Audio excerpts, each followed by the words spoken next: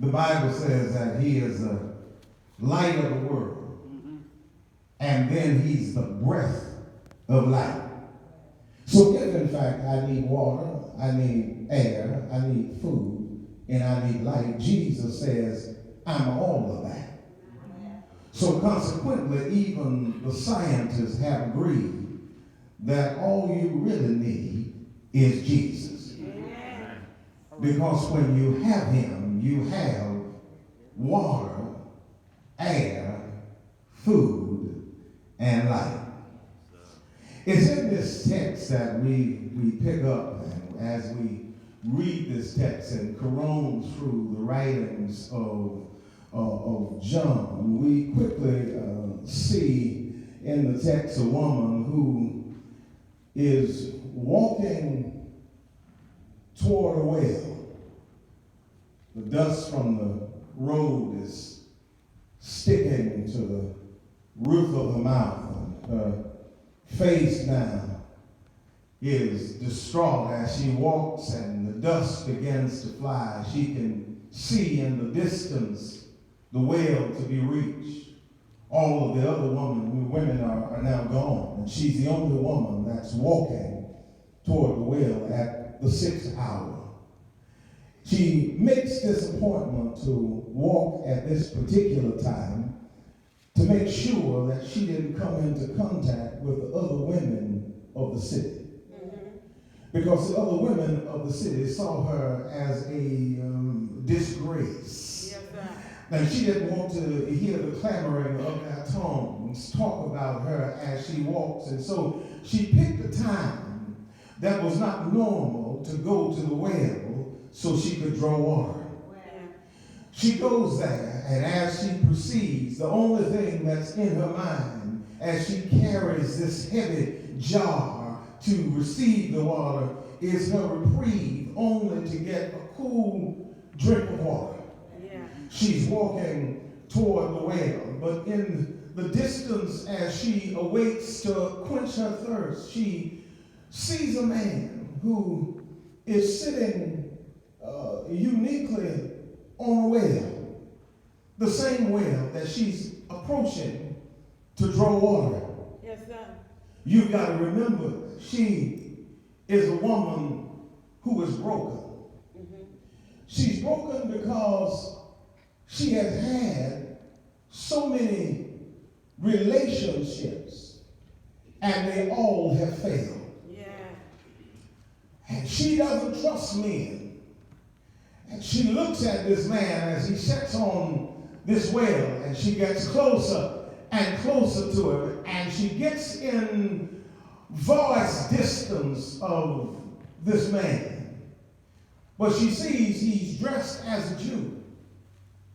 And on his garment, she notices that he has traveled some distance because the dust now has settled on the edges of his garment. And as he begins to speak, he says to her, "Give me a drink of water." Yeah.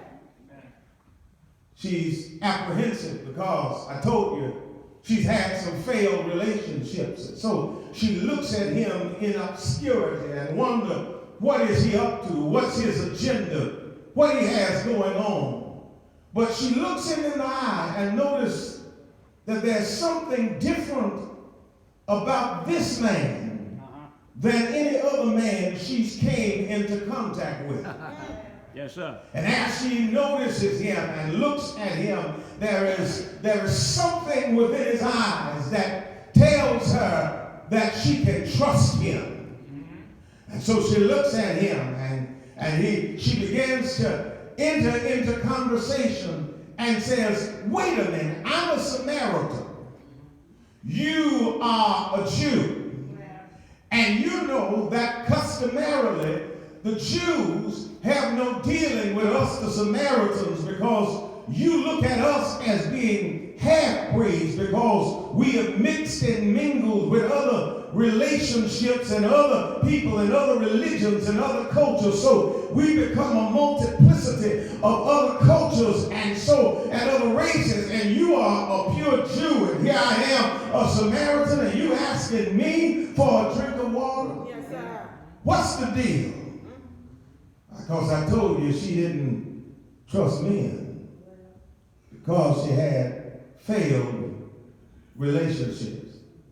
But notice Jesus says something to her that's interesting.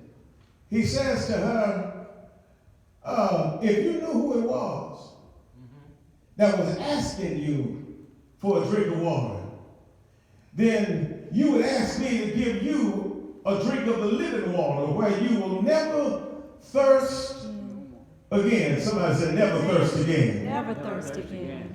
You see, the first point I really want to make is Jesus sees you as you are. Yeah. Write that down.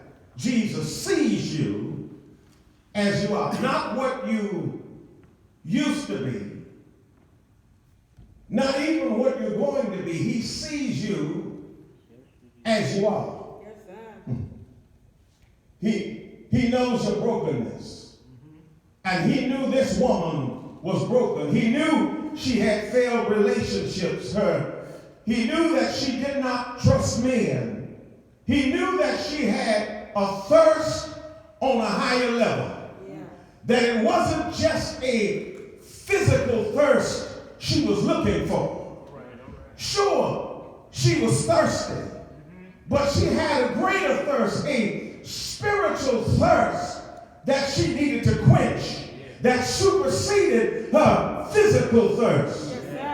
She says, he says in essence the same thing that he said on the cross when he said, I thirst. There is a thirst that supersedes the natural, the common person. That is the spiritual thirst, where your soul is hungry for something.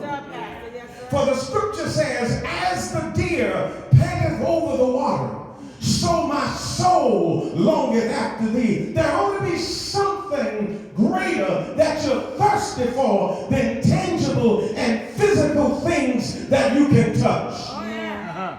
Yes, sir. Yes, sir. You ought to thirst for a deeper relationship with God. Amen. Right there. He knows you right where you are.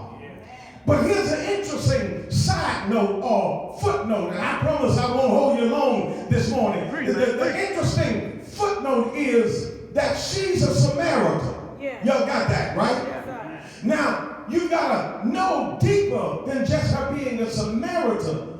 You see, the area of Samaria was ran and overseen by a man named Simon. Simon the sorcerer. Why is that significant, Pastor? That Simon the sorcerer was running Samaria? Because demons are appointed to locations. Yeah. All right, let me say that again. Demons are appointed to locations. Let's see if I can make that make sense. You remember Jesus when he met a man who came out of the tomb, and when he came out of the graveyard, the cemetery, the Bible said he approached Jesus and he fell down, and Jesus said, what is your name? And he says to Jesus, my name is Legion, and we are many. Legion meaning that we are regimented. Legion meaning that we are together. We on the same page. It's many of us, but we walk in synchronicity, that we are the same, that we are together, that we're not apart. You see, when you read the Bible, here's an interesting thing. When you read the Bible from Genesis to Revelation, you will never see a witch fighting a witch, or a devil fighting a devil, or a sorcerer fighting a sorcerer. You won't see that till you get to church, when you see people, Christians fighting Christians and believers fighting believers. But the Bible said when it came to Satan, even Jesus said, Satan has a kingdom, and his kingdom is not divided, and a house divided against itself cannot stand. You only see division when it comes to the church, but when it comes to the devil, he is synchronized, he's in order, he's in step, he's regimented, he's legion. Yes, sir. Yes, sir. Yes, sir. Yes. He walks in step. Yeah. They are together. And I know you can, if you've been living more than 20 years, you know some devils when they hook up together. Yes, sir. You can see them. because they get synchronized.